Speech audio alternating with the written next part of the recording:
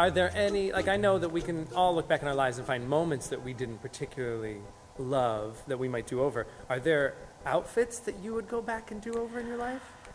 You know, I don't think so, because each time was specific to that time. I remember I was young, I had just moved to New York, and I had on a t-shirt that I had made from a show called Death. It had Death Academy on it, and I had cut off shorts and tights and espadrilles.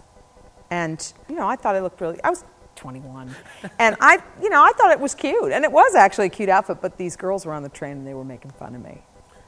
I was ahead of everybody. Right. You know, I really was ahead of it when it came to that outfit. So, you know, I wouldn't rethink it. I just remember that. Okay, so that is a moment. Yeah. Now, as far as the show goes, what has been the response that you have seen? Have you done the show before? I did it in New York. Okay. Yes. Yeah. Well, they love it. You know, everybody can relate to it. That's the thing.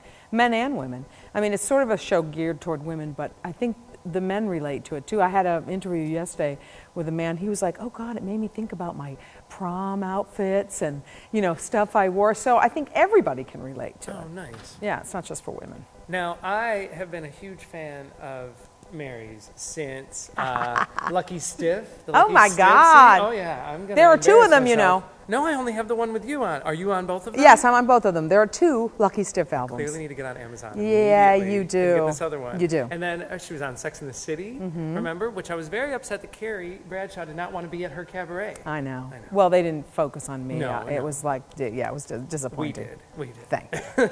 They were focusing on the boyfriend. Yes. Yeah. Yeah. So Mary is big voice, big laughs, and we clearly need to be related because we have the same eyes. And We do have the same yeah, one. I Yeah, know. we do. So when you look at this cast, I mean, you all have very different backgrounds. Do you ever look down the row and think, what are we all doing in the same show together? I think what a great group of women, you know. That's the thing about Love Lost, you know. I think over, like, I don't know, 200 women have done it or something really. In New York, it ran for 1,000 performances. They changed their cast every 5 weeks. So they started out, I think, with 3 women. It was Rosie O'Donnell, Kristen Chenoweth, and somebody else. I don't remember the third person. And then they started the role with, you know, 5 women. They always had a star, and then sort of a known person, and then a young unknown. So it was always a mix. So there were always fabulous, really interesting women doing it. So. I didn't realize that it was a rotating cast, and I used to read, because I was down here, and I would read, you know, so-and-so is now in Love Lost, so-and-so, and I thought, boy, they can't keep anybody. Yeah, no, it was rotating cast, and that was the beauty of it, because, you know, you get, I'm sure people went back to see it, or you would see somebody, you know, a star you liked or something, and that was the beauty, because it interpreted it all differently, and, you know, that's the great beauty of it. The same thing with Vagina Monologues, which is the show I also did. Oh, yeah. Always a rotating cast, you And know, stars and not stars. I've heard that they've been compared. Yeah. Is that a fair? It's similar, yes, because they're read pieces, stories by women, and you read them. Okay. Vagina Monologues was a cast of 3. Okay. This is a cast of 5. Now, sadly, Nora Ephron's passing yesterday. I know. It was really crazy.